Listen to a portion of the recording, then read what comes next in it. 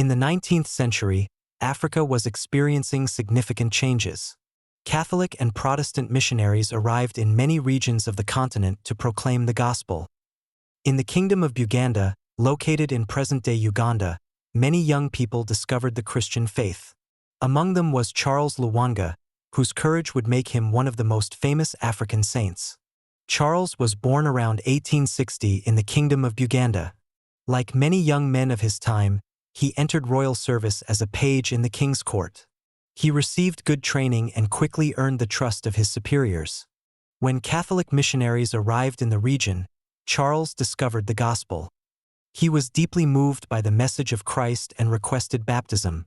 His faith grew rapidly and influenced many other young people around him. After his baptism, Charles became an example for the other Christians at the royal court. He encouraged prayer, study of the faith, and fidelity to the teachings of Christ. At that time, King Lwanga too became suspicious of Christians. He feared that their loyalty to Christ might weaken his authority. The situation gradually became dangerous for those who refused to abandon their faith. Charles Lwanga then played an important role among the young Christian pages. He protected them, encouraged them, and prepared them to remain faithful despite growing threats. In 1886, several Christians were arrested because they refused to renounce their faith. Charles knew that remaining faithful to Christ could cost him his life, yet he refused to abandon the gospel. According to historical accounts, this trial strengthened Charles even further in faith.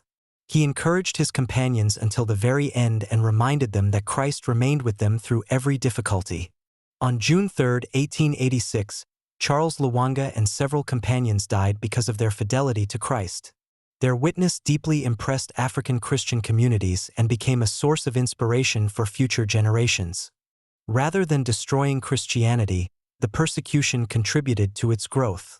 Many people in Uganda learned about the faith of the martyrs and were moved by their courage. In 1964, Pope Paul VI canonized Charles Lwanga and his companions. During the ceremony, he emphasized that Africa now had its own great witnesses of universal holiness.